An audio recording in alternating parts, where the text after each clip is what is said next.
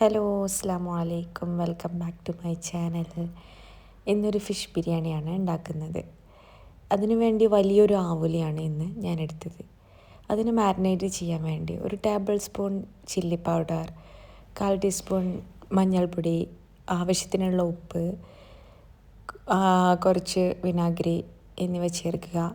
അതിലേക്കൊരു 3 table spoon വെള്ളവും ചേർത്തിട്ട് ആ മസാല ഒന്ന് അയഞ്ഞ രീതിയിൽ നിൽക്കാൻ വേണ്ടിയിട്ട് അത്രമാത്രം അതും ചേർത്ത് നല്ലോണം മിക്സ് ചെയ്യുക.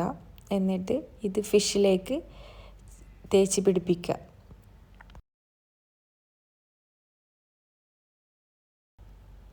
അങ്ങനെ ഓരോ ഫിഷിലും തേച്ച് പിടിപ്പിച്ചതിന് ശേഷം അത് മാറ്റി വെക്കുക.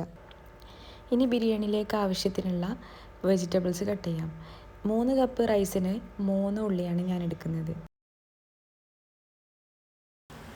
2 തക്കാളി ചെറിയ രീതിയിൽ കട്ട് ചെയ്ത് മാറ്റി വെച്ചു. പിന്നെ വെളുത്തുള്ളി, ഇഞ്ചി, പച്ചമുളക് എന്നിവ ചതച്ച് വെച്ചു.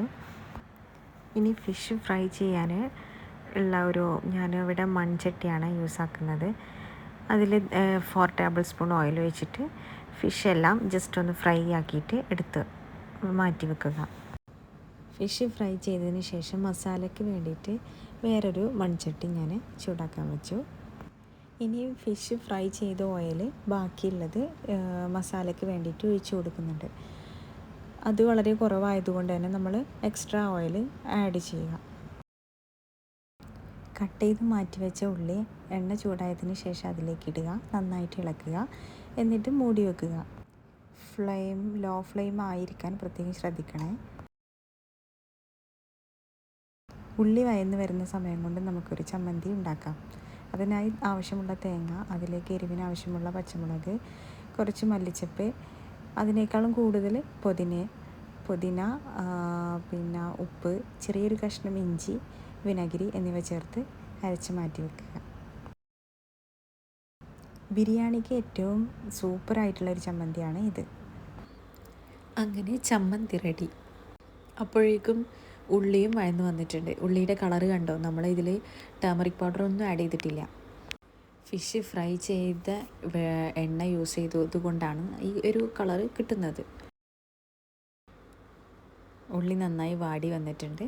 ഇതിലേക്ക് നമ്മൾ നേരത്തെ ചതച്ച് വച്ചിരുന്ന വെളുത്തുള്ളി, ജിഞ്ചർ മിക്സൊക്കെ ഉണ്ടല്ലോ, അത് ഇതിലേക്ക് നന്നായി ഇളക്കി ചേർക്കുക.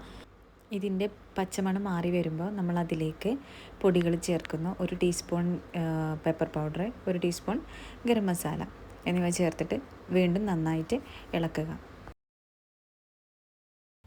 ഈ സമയവും ഫ്ലെയിം സിമ്മിലായിരിക്കണം. പൊടികളുടെ പച്ചമണം മാറിക്കഴിഞ്ഞാൽ അതിലേക്ക് കട്ട് ചെയ്ത് മാറ്റി വെച്ച തക്കാളി ആഡ് ചെയ്യുക. ആവശ്യത്തിനുള്ള ഉപ്പും ആഡ് ചെയ്തിട്ട് മിക്സ് ചെയ്ത് മൂടി വെക്കാം. ഈ സമയം റൈസ് കുക്ക് ചെയ്യാനുള്ള കുക്കർ ചൂടാക്കുന്നുണ്ട്. ചൂടായ കുക്കറിലേക്ക് 6 ടേബിൾ സ്പൂൺ ഓയിൽ ചേർക്കുന്നു. എണ്ണ ചൂടായി വന്നതിന് ശേഷം 3 പട്ട, 6 ഗ്രാമ്പു, 2 ബേ ലീഫ്, 2 ഏലക്കായ് എന്നിവ ചേർക്കുന്നു. ഇത് ചൂടായതിന് ശേഷം അതിലേക്ക് 4.5 കപ്പ് വെള്ളം ഒഴിച്ച് അത് തിളക്കാൻ വേണ്ടിയിട്ട് വെയിറ്റ് ചെയ്യുക. തിളച്ച് വരുമ്പോൾ അതിലേക്ക് റൈസ്, കഴുകി വൃത്തിയാക്കി വെച്ച റൈസ്, പാകത്തിന് ഉപ്പ് എന്നിവ ചേർത്ത് കുക്കറിൻ്റെ മൂടി ക്ലോസ് ചെയ്തിട്ട് വേവിച്ചെടുക്കാം. ബിരിയാണിക്കുള്ള അരി കുക്ക് ചെയ്യുന്നതും ലോ ഫ്ലെയിമിലായിരിക്കണം. ചോറുണ്ടാക്കുന്നതിൻ്റെ ഇടയിൽ തന്നെ മസാലയിൽ ഞാൻ ഫിഷിൻ്റെ തല ഇട്ടിട്ടുണ്ടായിരുന്നു. മസാലയ്ക്ക് കുറച്ചുകൂടിയും ഫിഷിൻ്റെ ടേസ്റ്റ് കിട്ടാൻ വേണ്ടിയിട്ടായിരുന്നു. അത് വെന്ത് വന്നത് തക്കാളി വേവുന്ന സമയം കൊണ്ട് ഫിഷിൻ്റെ തലയും വേവും.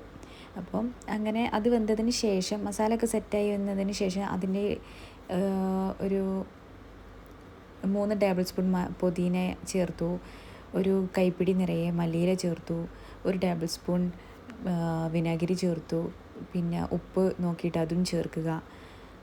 എന്നിട്ട്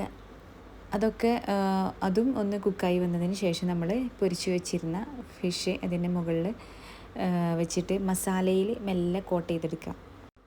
അപ്പോഴേക്കും റൈസും കുക്കായിട്ടുണ്ട്. 12 മിനിറ്റ് മതി റൈസ് കുക്കാവാൻ. ദമ്മിടുന്ന വീഡിയോ ഒന്നും എടുക്കാൻ കഴിഞ്ഞില്ല.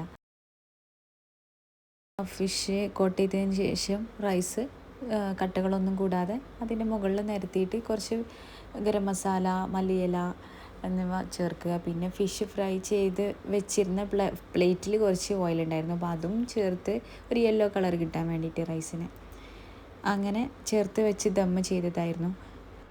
പിന്നെ ആ മൂടി തുറക്കുന്ന സമയത്ത് ഒരു സ്മെല്ല് വരാനുണ്ട്.